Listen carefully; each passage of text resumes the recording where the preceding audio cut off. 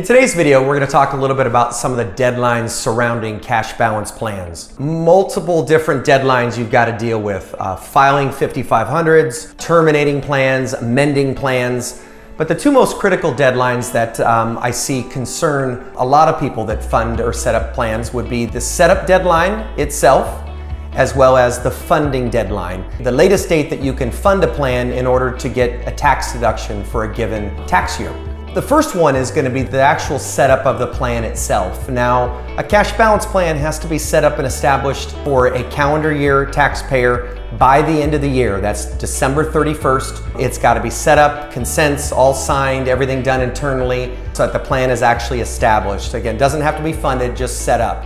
Because of that deadline, you can imagine for a lot of third-party administrators, December is a very busy month. So we really try to front load the process with illustrations early in December in order to make sure we hit that deadline.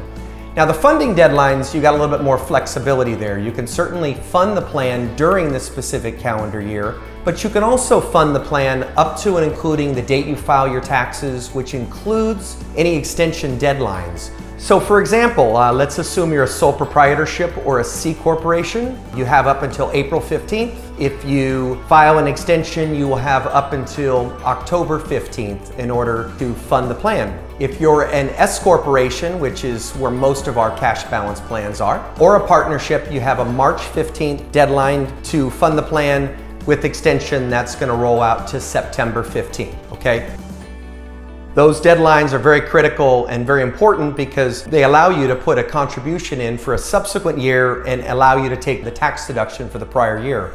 Now, one of the strategies we like to use is make sure you use these deadlines to be able to structure your cash flow so that it works for your business. Let's say, for example, we've got a taxpayer who's going to make $400,000 on an S Corp. They expect to owe $100,000 in tax, and they also plan on contributing $100,000 into their cash balance plan. They can actually pay the $100,000 of tax liability that they think they're going to have by the April 15th deadline. That way they don't have any sort of late payment penalties or interest. In addition to that, they can actually fund the cash balance plan up to September 15th of the year end in order to get the tax deduction for the prior year. So pay your taxes at April 15th, fund the plan September 15th. This is a great strategy that works very well for a lot of folks who, again, are wrestling with the cash flow of their business like a lot of taxpayers are. If you use these deadlines to your advantage and keep them in mind so you certainly don't have any violations or run in excess of these deadlines, you can find ways to strategize